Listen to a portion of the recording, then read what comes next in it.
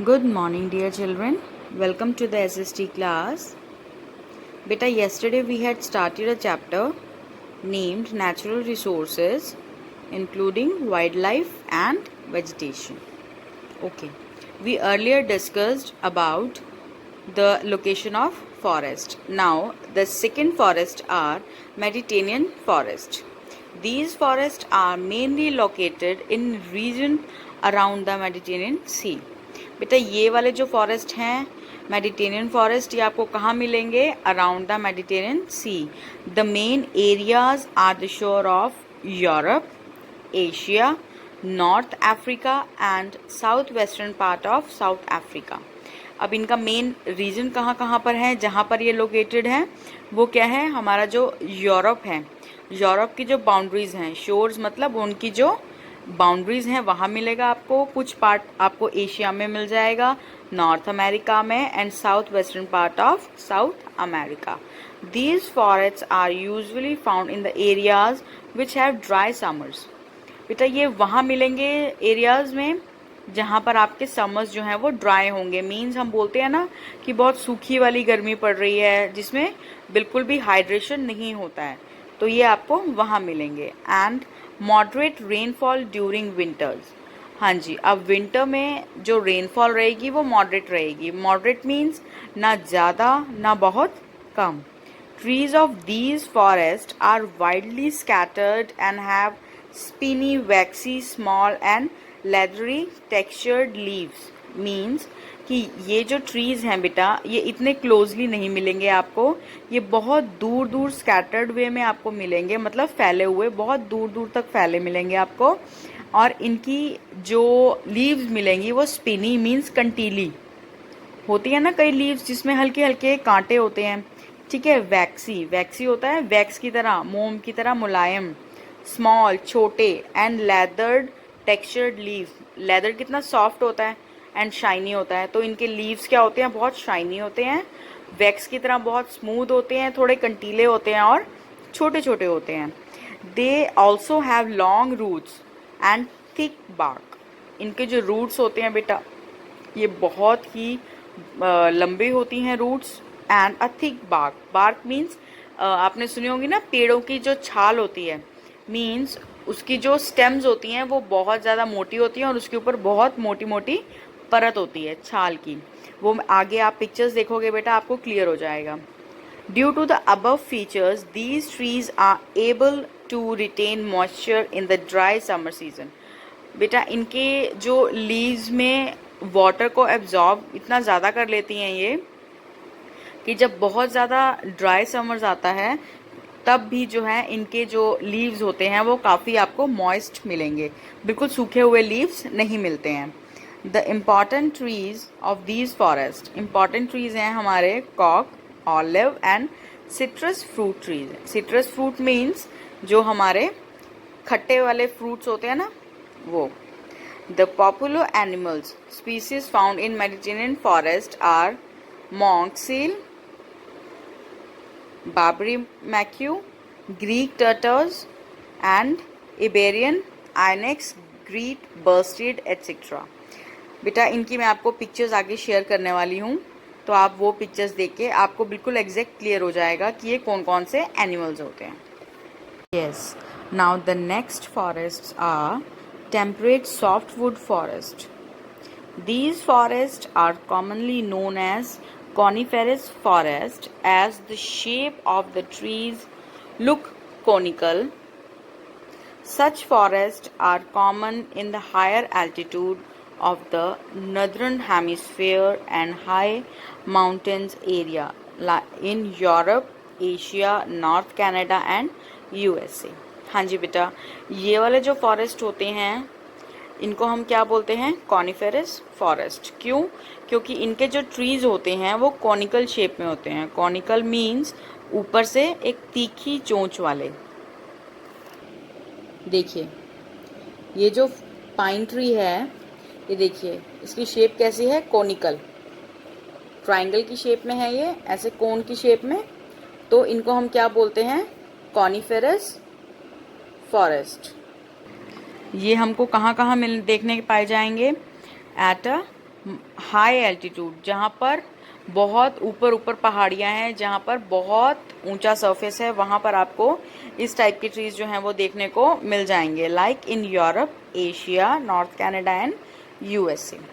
In India, the temperate softwood forests are found in southern slope of the Himalayas and commonly known as mountain forests. India में बेटा ये कहाँ पाए जाते हैं? जहाँ पे हिमालय का सदर्न स्लोप है. स्लोप मीन्स ढलान, जहाँ पर हिमालयाज सदर्न की तरफ जाते हुए जो ढलान है वहाँ पर इस टाइप के जो हैं वो फॉरेस्ट पाए जाते हैं. और इंडिया में इनको हम क्या बोलते हैं? Mountain forest. These forests are found in the colder region of the world. ये कहाँ पाए जाते हैं? ठंडे इलाकों में. Here the precipitation is received in the form of snow in winter. बेटा यहाँ पे precipitation को हम क्या बोलते हैं? रेनफॉल. रेनफॉल को ही हम precipitation भी बोलते हैं. तो क्या है यहाँ पर? प्रेसिपिटेशन मीन्स रेनफॉल होती है, वो किस फॉर्म में होती है? In the form of snow. सर्दियों में जब यहाँ पर रेनफॉल होती है तो वो वाटर ड्रॉपलेट्स नहीं आते हैं, वो किस फॉर्म में आता है? In the form of snow.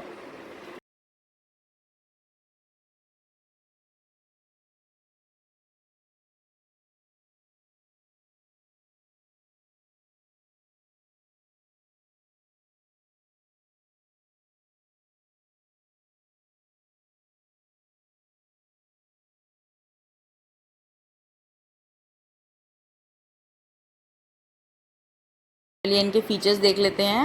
Most of the trees are tall and conical in shape. मैंने भी आपको दिखाया था. पाइन ट्री बहुत लंबा था और क्या है वो एकदम प्रॉपर कोन की शेप में है.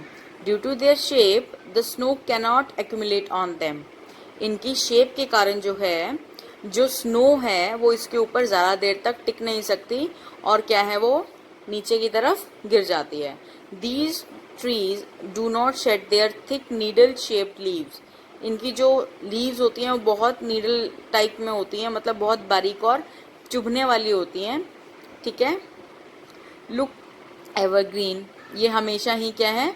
एवरग्रीन दिख जाते हैं. अब इनके एग्जाम्पल्स कौन कौन से ट्रीज हैं? Pine, fir, spruce, cedar, deodar, silver. These are the examples of conical trees. ठीक है. These trees have commercial. अब हम इन ट्रीज को कमर्शियल मीन्स व्यापार के लिए भी हम इसको हम यूज़ करते हैं. कैसे? हम इसका पल्प बनाते हैं और प्लाईवुड. प्लाईवुड मीन्स जो आपका जितना भी आपका वुडन का वर्क हो रहा है, ठीक है, ये सब हम क्या यूज़ कर रहे हैं? इसको अपने वुडन इंफ्रास्ट्रक्चर के लिए हम इसको यूज़ करते हैं. और यहाँ पर कौन कौन से आपको कॉमनली एनिमल्स देखने को मिलेंगे? That is Kashmir stag, spotted deer, Tibetan antelope, snow leopard, tiger and golden eagle. ये सब की इमेजेस मैं बेटा आपके साथ आगे शेयर करने वाली हूँ, तो आपको देख के क्लियर हो जाएगा.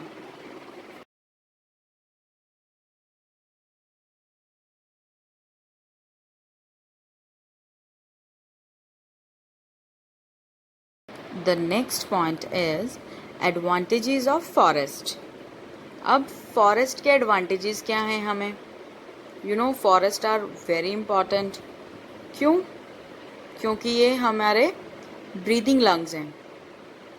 ये क्या है? हमारे ब्रीदिंग लंग्स जो हमें फ्रेश ऑक्सीजन दे के हमारी कार्बन डाइऑक्साइड क्या है अपने अंदर ले लेते हैं. Forest are the breathing lungs of the civilisation and therefore are very important for the survival of life on earth. Forests help us to breathe by converting carbon dioxide into oxygen. They provide safe habitat to wild animals. हाँ जी. अब जो हमारे wild animals होते हैं, जो domestic होते हैं या पेट एनिमल्स होते हैं, उनको तो आप अपने घर में बहुत ध्यान से रखते हैं, बट जो वाइल्ड एनिमल्स होते हैं उनका घर तो यही ट्रीज होते हैं ना. So they provide habitat to many of wild animals. Many people depend on forest for their livelihood. हाँ जी. अब बहुत सारे लोग हैं जो फॉरेस्ट के ऊपर डिपेंड करते हैं. ठीक है. Trees also help in keeping the earth cool. Obviously जब बहुत ज़्यादा गर्मी होती है तो इन्हीं ट्रीज़ की मूवमेंट्स के कारण आपको एक ठंडी वाली हवा महसूस होती है ना. So trees are important. Large forest cover helps in causing rainfall. Yes, जितने ज़्यादा ट्रीज़ होंगे उतनी ज़्यादा हमें रेनफॉल मिलेगी. क्यों? क्योंकि जब हमारी विंड्स चलती हैं, जब हमारी स्ट्रॉन्ग विंड्स मूव करती हैं, जब वो इन ट्रीज़ के हवा और ट्रीज़ के बीच में जब कांटेक्ट होता है तो वो बर्स्ट करते हैं. तो वो हमें कैसे मिलते हैं? In the form of rainfall. Roots of the trees bind soil participles. हाँ जी, जो हमारे ट्री के रूट्स होते हैं वो क्या है? जो हमारे सॉइल के इम्पॉर्टेंट पार्टिसिपल्स होते हैं वो उनको क्या है? बाइंड करके रखते हैं अपने पास. Help to raise the ground water level and prevent floods. हाँ जी, अब क्या है? ट्रीज होते हैं, इनके ट्रीज में जब हम पानी देते हैं तो ये अपने जो रूट्स हैं उसके अंदर बहुत सारा पानी जो है वो नीचे मॉइस्चर के रूप में स्टोर करके रखते हैं. तो क्या है? इससे हमारा ग्राउंड वाटर लेवल को इंक्रीज करने में हेल्प होती है. And prevent floods. Very obviously जब बहुत सारे ट्रीज लगे होंगे, जब पानी बहुत ज़्यादा रन ऑफ में आएगा तो क्या है? इन ट्रीज के कारण हमें फ्लड से बचा सकते हैं. ओके, ये तो हमने पढ़े कि ट्री के एडवांटेजेस क्या थे. अब हम ट्रीज को कैसे हार्म पहुंचा रहे हैं? हम ह्यूमन बीइंग्स ही हैं जो ट्रीज को हार्म दे रहे हैं. कैसे? The main reason is deforestation. हम ट्रीज की बिल्कुल रैशलेस कटिंग करते जा रहे हैं अपने यूज के लिए, कहीं पे वुडन के वर्क के लिए नोटबुक्स बन रही हैं, सो मेनी ऑन, कितने काम हो रहे हैं जो हम ट्रीज के थ्रू करते हैं. इससे क्या है? हमारे सॉइल की फर्टिलिटी खराब हो जाती है. ओके, जिससे क्या है? हमारी सॉइल, बहुत ज़्यादा सॉइल इरोजन होता है. जब वहाँ पे ट्रीज कट गई, उसने क्या किया? नीचे रूट्स ने बांध के रखा सॉइल को, लेकिन जब वहाँ से हमने ट्री ही काट दिया तो क्या है? जब बहुत तेज़ हवा आएगी या बहुत तेज़ वाटर आएगा, वहाँ से वो हमारी एक सॉइल को उठाकर दूसरी जगह पे प्लेस कर देंगे. ठीक है, अब हमने पढ़ने हैं सम ऑफ दीज मेजर्स आर. हम किस तरीके से अपने अर्थ को है, अपनी मदर नेचर को हम किस तरीके से बचा सकते हैं. Number 1 is afforestation. बिल्कुल ज़्यादा से ज़्यादा ट्रीज लगाइए on a large scale. Each one plant one policy. एक प्लांट, हर इंसान को अपनी लाइफ में एक प्लांट जो है वो ज़रूर लगाना चाहिए. तो बेटा, जिसने अभी तक कोई भी ट्री नहीं लगाया, प्लान कर लीजिए. इस बार आपको एक ट्री अपने बर्थडे पे, अपने किसी भी स्पेशल डे पे आप एक ट्री जो है वो लगा सकते हैं. Next is efficient utilisation of forest products. बिल्कुल एफिशिएंटली यूज़ कीजिए. जहां आपको बहुत ज़्यादा ज़रूरत है, प्लीज़ तभी आप उन फॉरेस्ट के जो प्रोडक्ट्स हैं वो आप उनको यूज़ कीजिए. मीन्स बहुत एफिशिएंटली. अब वुड के लिए कोई और सब्स्टिट्यूट हम देख सकते हैं. एक बहुत स्ट्रिक्ट लॉ बना सकते हैं कि cutting of trees is strictly prohibited, कि भाई बिल्कुल भी उनके अगेंस्ट एक्शन लिए जाएंगे, बहुत स्ट्रिक्ट एक्शन लिए जाएंगे जो रैकलेस कटिंग करते हैं ट्रीज की. उसके बाद discouraging shifting cultivation which causes forest loss. हाँ जी, जब हम क्या करते हैं? ट्रीज को काट के हम वहाँ पर कल्टीवेशन करते हैं, वहाँ पर हम चीज़ें उगाते हैं. हमें उस चीज़ को रोकना चाहिए. हमें ट्रीज वहाँ से कटिंग नहीं करनी चाहिए ट्रीज की. ओके बेटा, यहाँ पर आपका ये टॉपिक जो है वो फिनिश हो गया है. आपने नेचुरल वेजिटेशन के बारे में पढ़ा है. नेक्स्ट अब हमारे सेशन में हम डिस्कस करेंगे about wildlife, and then after we will discuss the textual questions. Okay, thank you.